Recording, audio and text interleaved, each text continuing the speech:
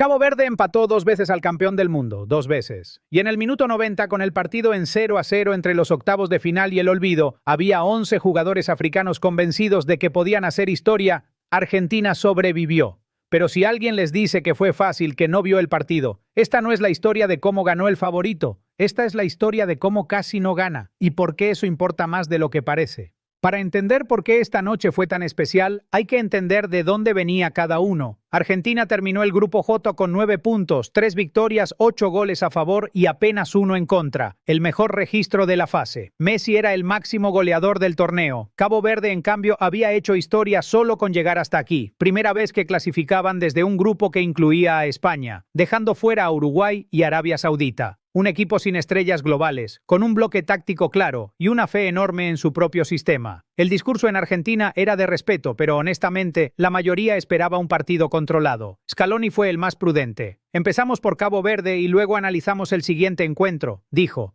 como si ya supiera que este partido iba a exigir todo. El partido arrancó exactamente como Argentina quería. Bloque alto, posesión paciente, los centrales y el mediocampo moviendo la pelota para atraer a Cabo Verde y abrir espacios.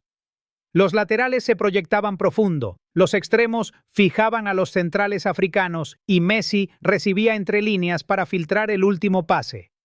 El plan era claro y al principio funcionó, y entonces llegó el momento. Messi recibió entre líneas, como había hecho en el Mundial 2022 tantas veces, ese espacio que parece no existir y él encuentra igual. La remató. Gol. El capitán, el máximo goleador del torneo, abriendo el marcador en el primer mata-mata de Argentina en el Mundial 2026. El estadio explotó. Parecía que iba a ser una tarde tranquila. Pero Cabo Verde no vino a sobrevivir, vino a competir. Y en cuanto Argentina relajó la presión, los africanos mostraron exactamente por qué habían eliminado a Uruguay en fase de grupos. Bloque medio-bajo, líneas muy juntas, y en cuanto recuperaban la pelota, transición vertical, directa, buscando el espacio a espaldas de los laterales argentinos. Cada pérdida albiceleste en campo rival se convertía en un contraataque con velocidad real. Y llegó el empate 1-1. El estadio en silencio, los jugadores argentinos mirándose, Cabo Verde festejando como si hubiera ganado la Copa del Mundo, porque para ellos empatar con Argentina en un mundial no era un resultado menor, era una declaración. Argentina reaccionó, volvió a tomar el control, volvió a circular y llegó el segundo gol, 2-1. El campeón parecía acomodar la historia de nuevo. El partido iba a ser lo que todos esperaban, una victoria trabajada pero segura. Y entonces Cabo Verde hizo algo que muy pocos equipos africanos han hecho en la historia de los mundiales. Volvió a empatar. 2-2. El mismo guión, la misma fragilidad defensiva argentina ante el juego aéreo y las segundas jugadas. Cabo Verde ganó duelos, ganó el espacio y metió la pelota. El campeón del mundo estaba empatado con una selección que un año antes nadie ponía en el mapa mundialista. Y el tiempo reglamentario se acababa. Tiempo extra. 120 minutos no alcanzaron para resolver esto en 90. En ese momento había 2 vestuarios con sensaciones completamente distintas. Argentina, nerviosismo, piernas cargadas, la presión de ser el campeón y no poder cerrar el partido. La sensación de que algo no estaba funcionando bien y que si esto se iba a penales, cualquier cosa podía pasar. Del otro lado, Cabo Verde respirando el oxígeno más raro que puede respirar un equipo en un mundial. La certeza de que podían hacerlo. Que el gigante estaba herido. Que si aguantaban un poco más, la historia más grande del fútbol africano estaba al alcance de la mano. En prórroga, Scaloni ajustó. Argentina se hizo más compacto, más corto. Menos riesgo de los laterales, mejor salida. Pero Cabo Verde empezaba a notar el fondo físico, las piernas pesaban, el plan era brillante, pero los cuerpos tenían un límite. Minuto 111. Argentina ejecuta una presión alta, la pelota queda suelta en el área de Cabo Verde. Y ahí aparece él, Cristian Romero, el central. El defensor que no tendría que estar ahí según ningún manual de fútbol, proyectándose como hombre libre hacia el segundo palo. Definió. Gol. 3-2.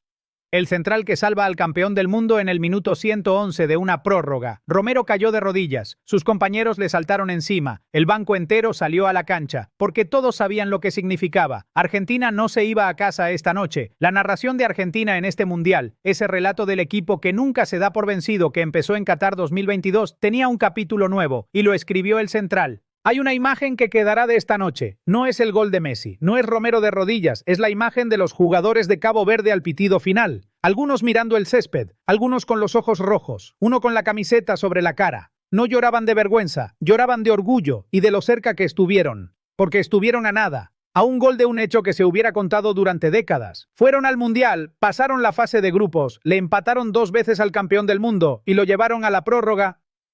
En África, esa noche, nadie durmió pensando que habían perdido. Durmieron pensando en lo que habían construido. Y eso también es una victoria, un tipo de victoria que no aparece en ningún marcador.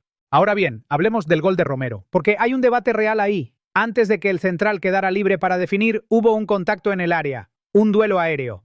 Los jugadores de Cabo Verde reclamaron de inmediato. El VAR revisó la jugada. La tensión en el estadio era física, palpable, y al final el gol fue válido. Mi posición es clara. En la revisión que se pudo ver, el contacto fue el tipo de disputa aérea que en una prórroga de 16avos se deja correr en casi todos los estadios del mundo. No era falta evidente. Pero también entiendo perfectamente por qué Cabo Verde reclamó. Estaban a 10 minutos de hacer la hazaña más grande de su historia, y en ese contexto cualquier decisión dudosa va a doler el doble. La balanza fina cayó del lado del campeón. Eso es real, y es parte del fútbol. Ahora el análisis que Argentina necesita escuchar aunque duela, porque este partido no fue solo una victoria heroica, fue también una señal de alarma. El problema concreto: cada pérdida argentina en campo rival se convirtió en un contraataque con llegada real al área. Los laterales se proyectaban profundo, que es parte del diseño de Scaloni, pero cuando había pérdida de pelota, los espacios quedaban expuestos, y Cabo Verde los encontró exactamente ahí.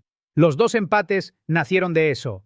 Fragilidad en la transición defensiva y en la defensa de balones aéreos. Y van a decir, sí, pero al final ganaron, eso es lo que importa. No, lo que importa es que en octavos de final no hay un Cabo Verde. Hay un rival que va a tener más calidad técnica para explotar exactamente esos mismos espacios, con más precisión en el último pase. Si Argentina no cierra eso, el siguiente partido puede terminar diferente.